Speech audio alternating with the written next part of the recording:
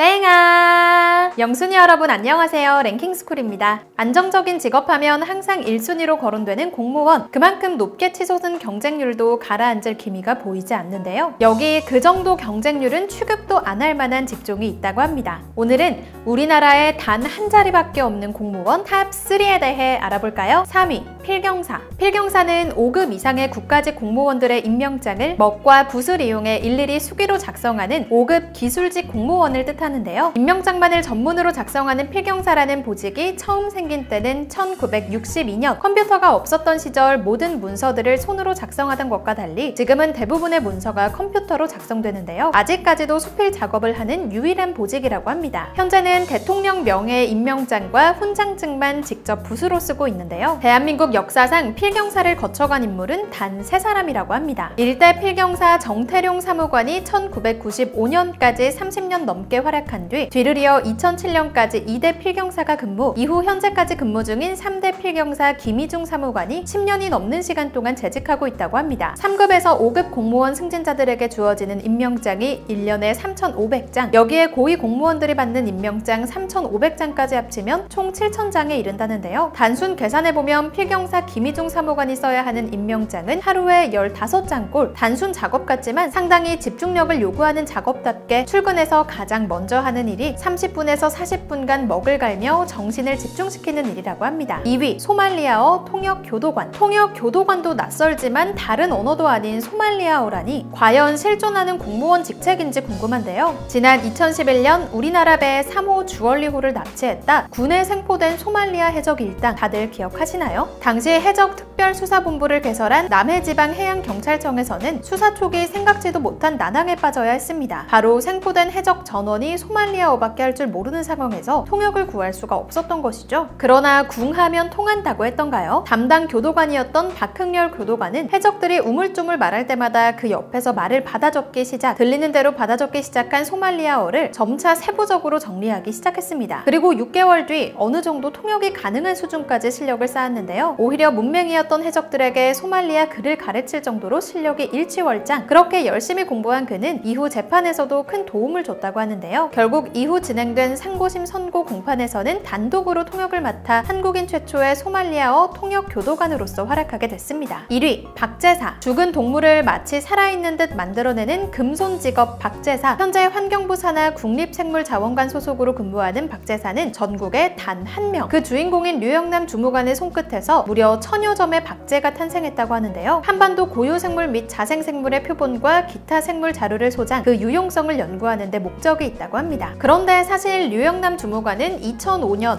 국립생물자원관이 개관하기 전까지는 평범한 횟집 사장님이었다고 하는데요. 문화재 수리 기능 자격이 있고 부업으로 하던 박제 작업으로 이름이 알려지자 환경부의 제안을 받았고 정식 공무원으로 채용됐다고 합니다. 사실 박제라고 하면 혐오스럽다는 반응도 많이 있다고 하며 실제 제작 과정 중 비위가 강하지 않으면 못하는 작업도 많이 있다고 하는데요. 비록 업무 자체는 고되고 힘들지만 죽은 생명에 제2의 생명을 불어넣는 듯한 일은 참 뜻깊고 보람차지 않을까 싶기도 하네요. 연봉부터 안정성, 성취도 등 직업을 선택할 땐 다양한 조건을 고려해야 하죠. 영순이 여러분들이 직업을 선택할 때 가장 최우선으로 고려하는 조건은 무엇인가요? 개인에 따라 다르겠지만 오늘 살펴본 새 공무원들처럼 남들은 하지 못하는 특별한 업무를 평생 직업으로 삼는 것도 나름의 의미가 있을 것 같다는 생각이 드네요. 지금까지 랭킹스쿨이었습니다. 감사합니다.